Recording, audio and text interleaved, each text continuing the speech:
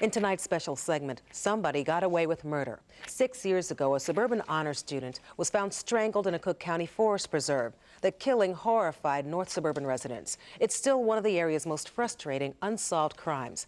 Well, tonight, an ABC 7 investigation turns up new clues in the case. Investigative reporter Chuck Gowdy is here. Chuck, what did you find out? Diane and John, police say they've accumulated dozens and dozens of clues that point to one prime suspect in the 1992 murder of David Sherrick. But that man has never been charged, and he's always refused to answer questions from the police. Since the murder, detectives say they've kept tabs on the suspect, but police admit they lost track of him 2 months ago. However, armed with the same information as the police, it took us only 2 days to find him and question him for the first time. 3, 2, 1. It was the bright start of a new year, 1992. For 15-year-old David Sherrick, it would be his last. Every New Year's Eve, it's just like you stop and think about it, and give your regrets. The Niles West honors student spent the last night of his life, the night of January 1st, 1992, with several of his friends. They were inseparable. Until now, none of them has ever spoken publicly about what happened that night. Their lives changed forever. We were all sophomores. We didn't have our driver's license, so no one drove. So everywhere we went, we walked. We went to the bowling alley just to kill some time, shoot some pool, play some games, some video games. After that, we didn't have anything else to do. We were basically bored. We walked over to a park that was nearby. It's Laurel Park. 45 minutes later, about 10:15 p.m., they split up and walked home. David Sherrick, as usual, took a shortcut through this cemetery within 1 block of his family's house.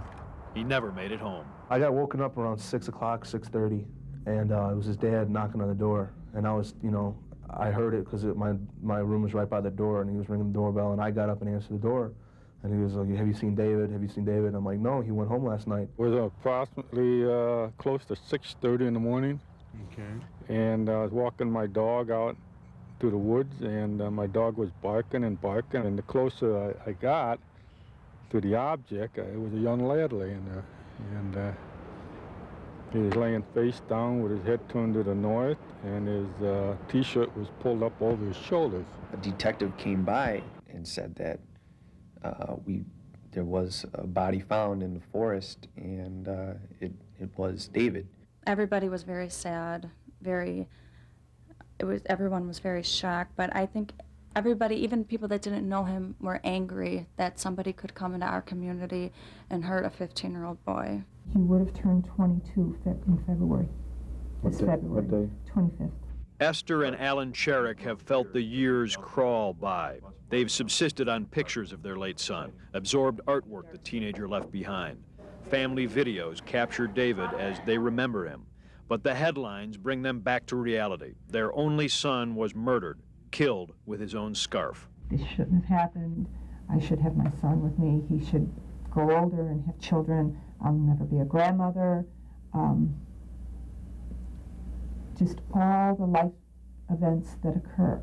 I watch his friends in college. They will graduate this spring. Not him.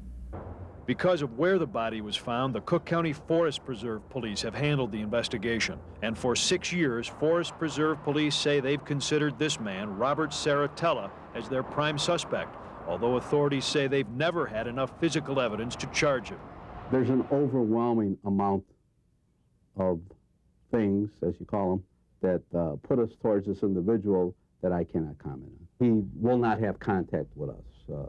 He will not talk to us. And police admit they've lost track of him. But we traced the suspect from Chicago to California and finally here to Las Vegas, where he did talk to us. We as Americans are entitled, to a certain amount of freedoms, and we are all considered innocent. Now, if we're guilty, they have to prove we're guilty. So, I'm not going to offer any help in that regard. Saratella stood on a street corner waiting for a bus and answered our questions for 45 minutes. He acknowledged being the prime suspect and said he has questions about the case himself. You're a seeker of the truth, and I like that, my friend. More people in life should be. I like to find out what happened that night about 6 years ago myself. I really never knew. Here's what we now know about Robert Rocco Saratella. He's 55 years old. Both his parents were Chicago doctors. He goes by several aliases, including Roberto Saratello, Rico Rocco, and Chivas Regal, which was his father's favorite scotch. He also uses a fake Social Security number. About 10 years ago, Saratella moved here to Hollywood, California, and worked as a video production assistant and a licensed security guard. The last place Saratella lived here in Southern California was an apartment on this street next to the Hollywood freeway. Investigators say it was no accident that he lived right across from a boys' home. Employees at the youth center say Saratella frequently hung around the lobby dressed as a priest and said his name was Reverend Rocky. The employee says Saratella used the payphone and stared at the boys. She says the boys' home finally had to ask him to leave because they, quote, had a bad feeling about him. Have you ever been a priest? Ever been a priest? Have you ever been a priest? No, but I did have papers in California, minister's papers that you get from the state, and so at that time I wore a priest shirt and collar. Were you a clergyman at that time? No, I'm not officially. Why did you wear that? Yeah, because I wish to do God's work and try and help people. Actually, most of my life I've been trying to help people, but sometimes things get a little misconstrued, you know. ABC 7 News has learned that Saratella moved back from California to Chicago in late 1991, a few months before the murder of David Cherrick. Things weren't going too productive for me in California, and I had an incident that happened. Some people suggested that I go back to Chicago because I have family there. That incident he left behind had occurred outside this Los Angeles junior high school. According to court records, Saratella was convicted of this misdemeanor for repeatedly following a 14-year-old boy in his car. He was sentenced to 60 days house arrest in order to stay away from minors. Cook County Forest Preserve detectives say they believe Saratella used that very same scheme the night David Cherrick was strangled. Cherrick's friends told them they had noticed someone stalking them. I want to say the car was white. That sticks out in my mind. As I remember, even in the nighttime, even in the darkness, I remember it was a white car, and I remember saying, "Hey guys, you know, there's a car out there. There's someone's watching us." Saratella admits he was driving a white car with tinted windows the night David Cherrick was killed. He denies committing the murder. Tomorrow night at 10, our investigation reveals how Saratella became the prime suspect when he himself called police about the murder of David Cherrick. When I saw the newspaper the next day, I was almost sure that it was the same boy that I had saw the night before. Tomorrow night, Saratella explains how he alone may have the answer to who got away with murder. Because this is an unsolved crime, after we talked to the prime suspect, we provided details of what he said to Cook County detectives and the FBI task force that is assisting police. Authorities say the information could be useful if they are ever able to question Saratella themselves. John and Diane? Thank you, Chuck. This all has to be very hard for the parents. It is very tough for the parents. I called them to let them know that we had talked to this man and that they should be aware that they were going to see him on camera. Only child. Yeah. Their only child. Yeah. Still ahead, Jerry Taft has snow and a tricky morning rush. But first, Time Magazine's Big Bash tonight.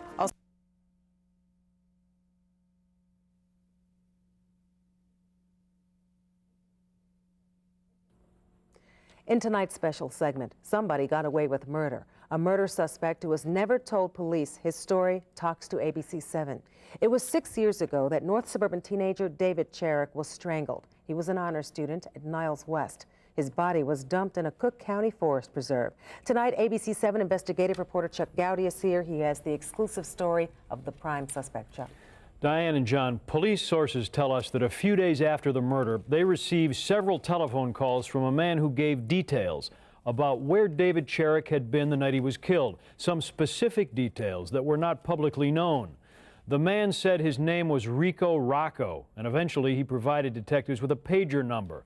Well, the name was a fake, but police traced the pager to a man who has become their prime suspect, but has never been charged, and until now has never talked.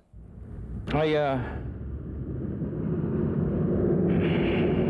saw something. His real name is Robert Saratella, and he claims to have been acting as a good citizen when he called police with information shortly after the strangulation of 15-year-old David Cherrick. You left your pager number with the police, that's what I understand. That's correct. I left my pager number with the police. Detectives who worked on the case tell us that Saratella, using that fake name Rico Rocco, had called a special hotline set up by police. Detectives say Saratella claimed to have seen Cherrick the night of the murder at this bowling alley, this video shop, this convenience store, and in Laurel Park, precisely where the boys had been. They did say at the time that they were being followed by a white four-door sedan with dark out windows. And they were concerned about that, but they kind of brushed it off. Saratella admits he was driving a white Chrysler New Yorker like this that night in 1992. Weeks after the murder, when detectives wanted to question Saratella about the information he'd phoned into police, he refused to cooperate. I think the police should have contacted me in a way that, you know, if you got some information, we'd like to hear about it, you see. But I don't think that was the case, you know. It seemed to me more like I was being chased. Illinois authorities say they've now lost track of Saratella, but when we traced him to Las Vegas last month, he told us what he's never told the police, that he saw Cherrick hitchhiking at sunset the night of the murder. I was traveling down the road one night, and I saw this boy. He was thumbing a ride. Now, at the time, I had a white car, and as I think it was down Toohey, or the next street north of Toohey, I can't remember. But it's on the same street that the Forest Preserve was, where this individual was killed. And as I was traveling down the street there, this boy waved his hand at me, you know, and I was going about 35 miles an hour, and I don't know what he was waving about, so I stopped. And when I had stopped, I looked in my rearview mirror, and there was another white car, just similar to mine, this boy jumped into. And as they jumped in, I took off, and they took off, and they passed me. And as they passed me, I took a look over in the car, and I had a good description, good look at the boy and the driver. And so it just kept on going down the road.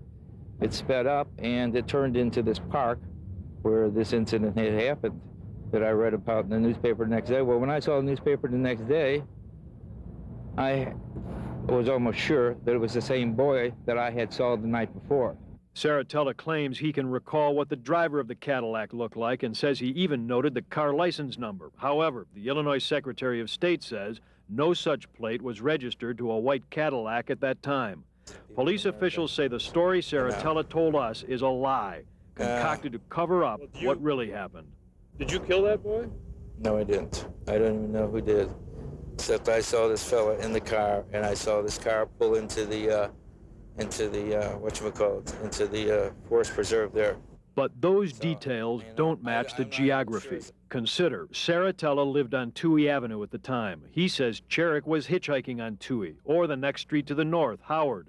Both are busy streets where many motorists would have seen Cherrick had he been hitchhiking, something Cherrick's friends say he never did. Consider, police say they verified that Cherrick and his friends were never south of the bowling alley on Oakton Avenue. Consider, Cherrick's body was discovered more than 2 miles north of the place. Saratella claims he saw him hitchhiking. Saratella admits he's been known to tell lies. You know, there's a lot of good people in the world. There's a lot of liars, you know. I've been both. I've been a good person, I've been a liar, you know. What are you right now? I don't really know, you know. I don't know. I'm just sort of like an amoeba, you know. You ever have those amoebas, you know? And if you touch it with something, or, you know, it gets near a little heat or something like that, it changes, you know, into a different form, you know. In this search warrant, Chicago police suggest Saratella is something else. 3 months after the murder of David Cherrick, a Lane Tech high school student told authorities that Saratella had sexually assaulted him and that he had seen child pornography in this Park Ridge apartment house where Saratella lived alone. Police say when they raided Saratella's apartment here, they did not find any pornography. Saratella denies the sex allegations and has never been charged.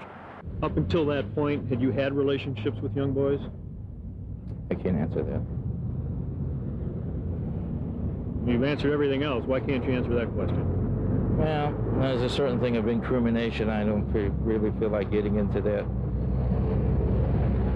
Can you understand why the police consider you a suspect? Yeah, I understand that. Since Saratella's recent eviction from this Las Vegas, Nevada apartment, Cook County authorities say they don't know where he is. Saratella says he's living on the street.